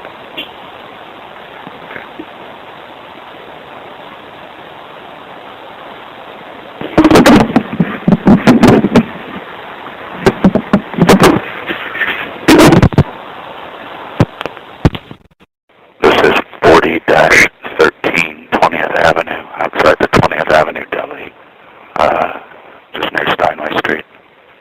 And just walking around, I'm wondering where everybody is today. This area is usually somewhat busy during the week, but a ghost town on the weekends. But just checking in. I'm just walking off a surprisingly brutal hangover. I went into the bowling alley. Didn't go all the way in, but it actually looks like a decent place to just hang out for anybody that lives up here. I mean, they've got a bar in there with looks like 7 or 8 taps. Well, I don't really have anything to say. I was just surprised to find a payphone up here, actually. There was one down. There's at least one that's gone. That was on this street. And I think if you go toward the single cup place, there was another one that used to be there, but it's gone. Whatever the case, I just don't know where everybody is. There's usually a lot of people up here during the week.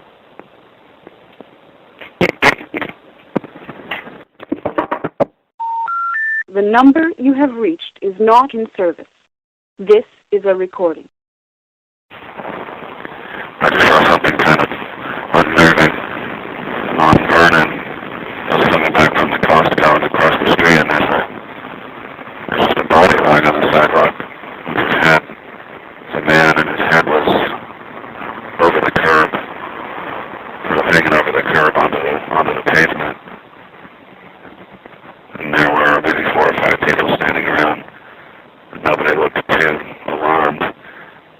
As I approached, I couldn't tell what his status was, if he was alive or dead, or what was going on. And then the fire engine pulls up, and some EMT guys get out, and he just snaps out of it. He wakes up. And I get a little closer, and I hear them asking him, are you prone to seizures? Do you have epilepsy? This sort of thing. And the guy appeared to be saying no. And there didn't appear to be a collision. He didn't look injured or anything, as far as I could tell. So that was a little odd. Just checking in.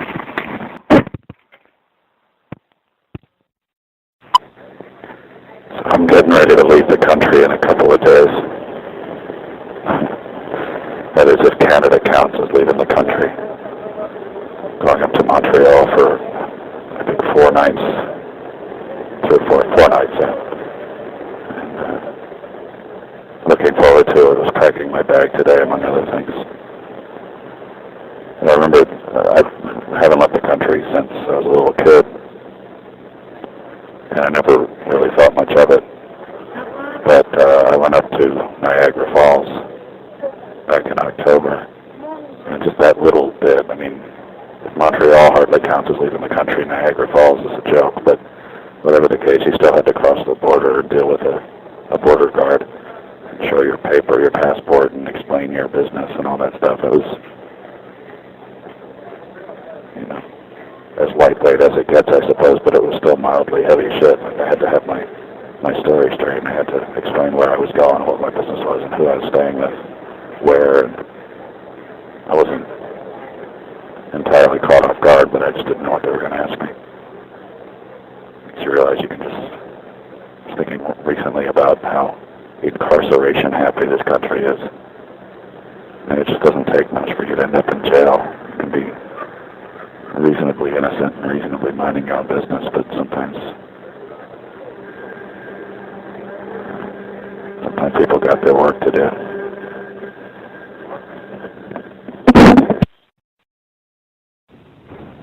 Checking in from Montreal.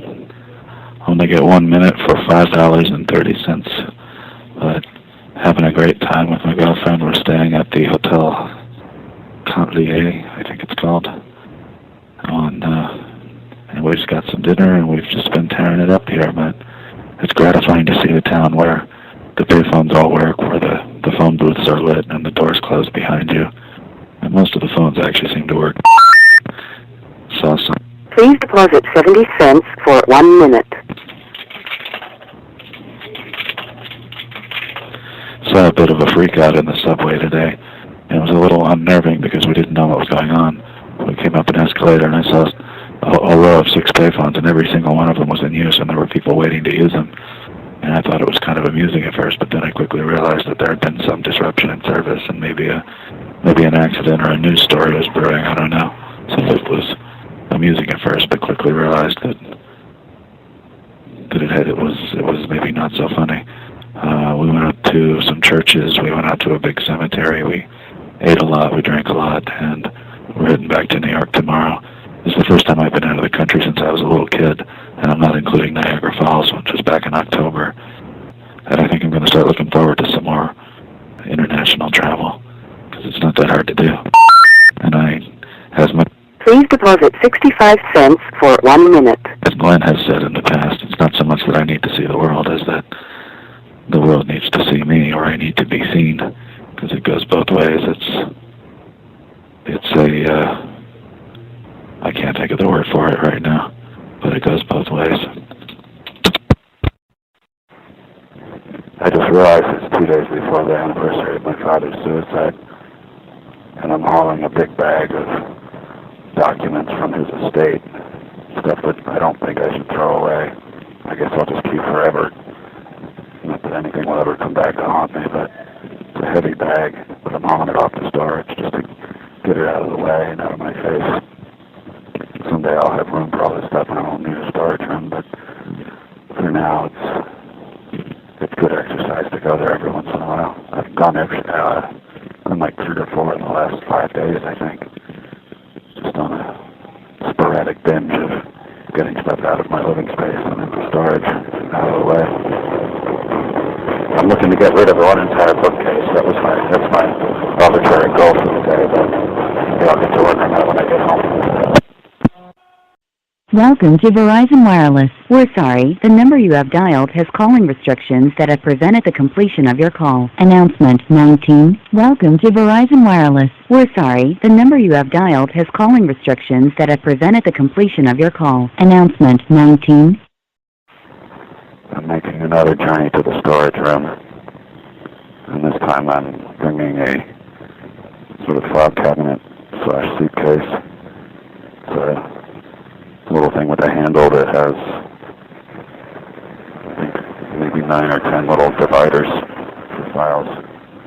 It's a portable file cabinet, I guess. And it's full of a bunch of press clippings from when I used to collect these things. But all the old stuff is in there. A bunch of stuff I forgot about, like some books there's a book that one of my photos was used for the cover, and there's this other tour book that tour guide of New York that has a whole bunch of more stuff in it, and a bunch of other shit. I forgot about all that crap, that I'm just putting it away so I don't jeopardize it. I just found what I think was a purse that somebody stole. I didn't find it, I left it there, but I spotted it. I guess that means I found it. Appeared to belong to somebody named Olivia.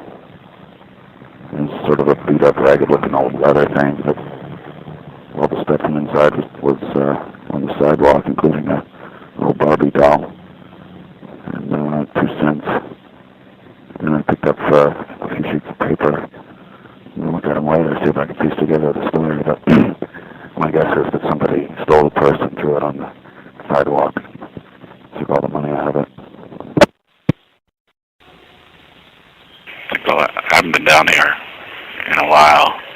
weeks, I think, but it feels longer than that.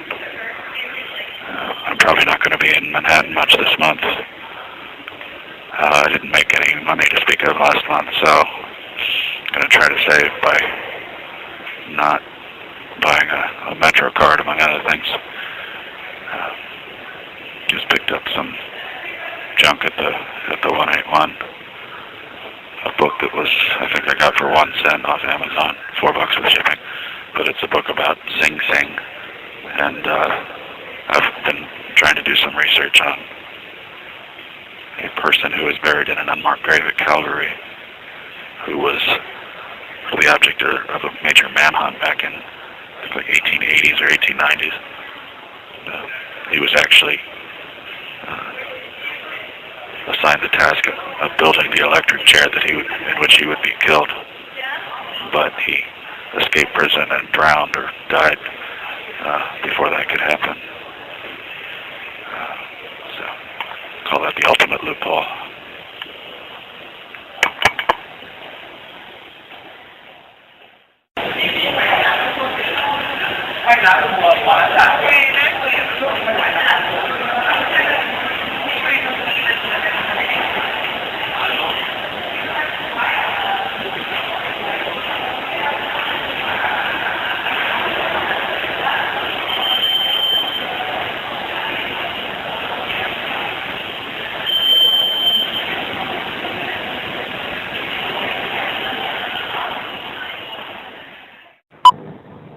So I just deposited $12 in pennies to my checking account, and I made a joke about it with the teller. She was like, "That's a lot of pennies." And I said, "Well, they pile up, they take up space." And then she said something like, "Every little bit makes a difference," or something like that. And I said, "Well, there's no sense throwing them away, right? So that's all."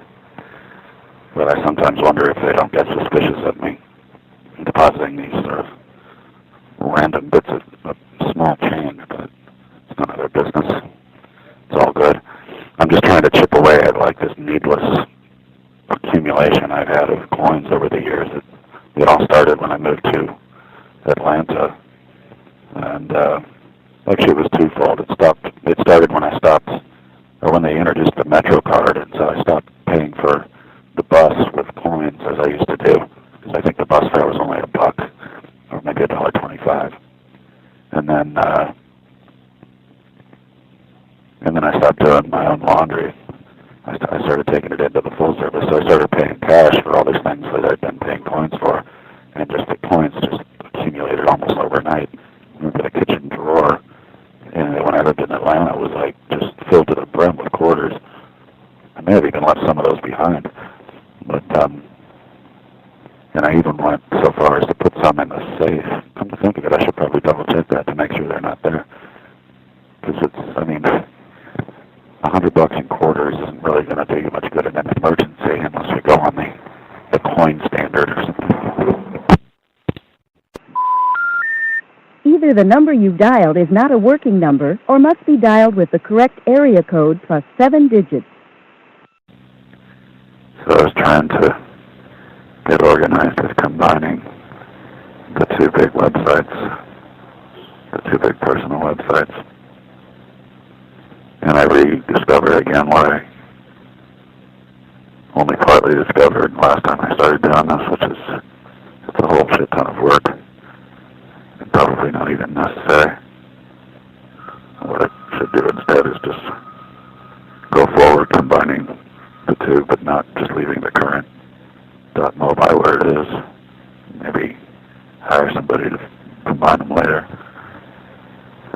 Somebody is writing a biography about someone I used to know, and I've been digging around finding old emails from her and correspondences between myself and her sister and other people that we knew. And it's both a lot of sadness comes up, but sort of some inspiration because I'm finding stuff she did that I never even knew about, or that I forgot, or maybe I just forgot, I don't know, but she was far more prolific than I think many of us even realized. It's weird dealing with biographers because you don't want to tell them too much, and you obviously don't want to misspeak, but you don't want to feel like you're on guard either. I called this in earlier, but I think the call was probably inaudible. I had a crazy dream last night about cremation salons. It was this fact that someone had developed a new way to cremate people in a way that just essentially vaporized them, like completely annihilated them. So this prevented liability from your survivors being incarcerated for scattering your ashes in a forest or on the open water. That's illegal, and people do it anyway. And people like to incarcerate people in this country. So, among many motivations for perfecting the cremation process was that. But as the cremation process became more popular, curiosity seekers gathered around, and some savvy mourners started charging admission to see the process. And impartial observers began to notice how the early stage of the new cremation actually caused beautiful effects on the bodies. And they conducted some testing on live fleshy animals and freshly dead humans, and discovered that the early stages of the process actually sort of honored the laws of organic physics, and it altered the shape of the skull, or it altered the length of the arms or the appendages or whatnot, but no bodily functions were interfered with as a result. So it became a popular fad for people to, they called themselves pre-creams in honor of the pre-cremation name, and because they only went as far with the process as the pre-cremation part of it. They didn't obviously go all the way through, although they promised to do that one day. And it became sort of a cult. It was sort of like the tattoo culture or the body art culture. People would get their heads all sort of randomly misshapen or reshaped by the process of the pre-cremation, and it became very popular.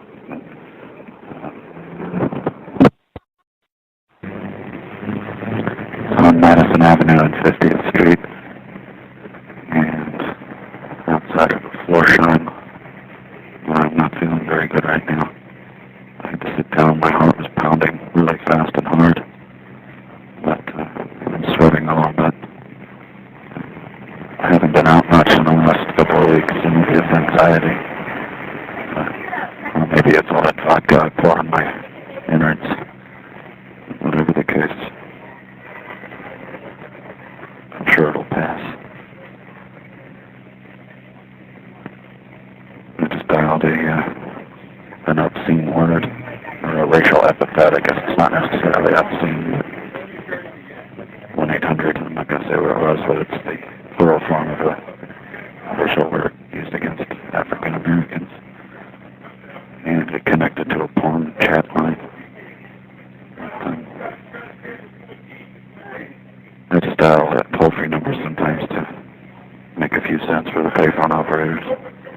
Every toll-free call that's completed earns 50 cents to be an owner of the number. Somebody's talking about Jesus. It's your soul. It's your soul that's the problem. And you're speaking.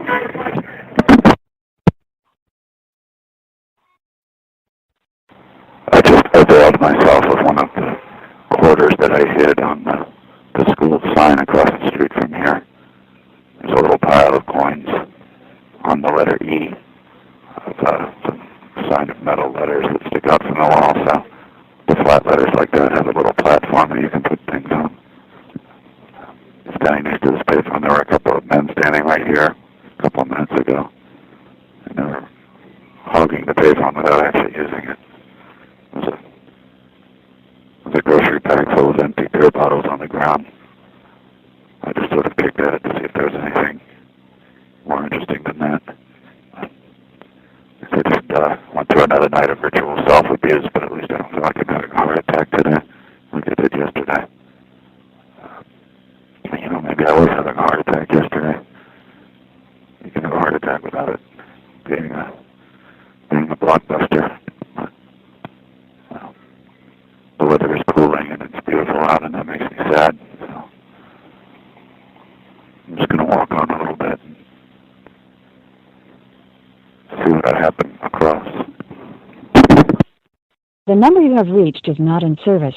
Please check the number and dial again. S-P-O-K. I had a complicated and seemingly all-night dream last night, but among other things, at one point I was riding in a car in the passenger seat, and there was a payphone on the dashboard,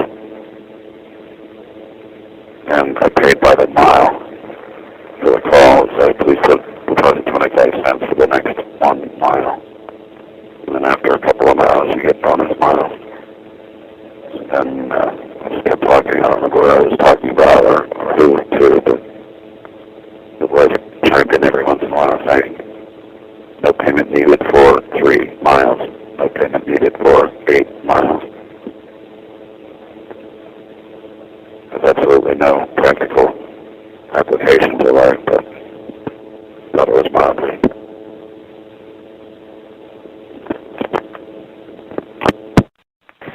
Checking in from the Twilight Zone, shooting some pool, having fun with my girlfriend. And this is always just another new episode of the Twilight Zone. Not to use that same phrase twice, but this is an old school phone booth with a stool. I got my words mixed up. It's even got some really, really old bells on the bottom of the booth. And there's the fan, which doesn't work, and then some names of places that probably built this or something. But this is like a wrinkle in time.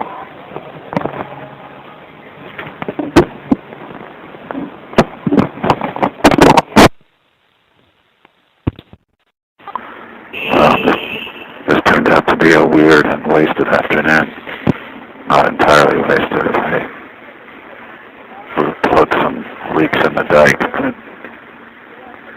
I don't know what's going on exactly, but I made a $2.37 PayPal transaction on Monday at 10:06 p.m. and at that exact moment, there were numerous attempts to log into a set of email accounts on my web server, and those 4 email accounts coincidentally exist. The only place that those 4 accounts exist in one place is on PayPal. So there's anecdotal connection right there, but it seems pretty evident that there's a connection between the transaction and the PayPal. And to make a long story short, with what appears to be fully unencrypted access to everything on PayPal, they were able to get into my checking accounts and emails, and they got right to the altar before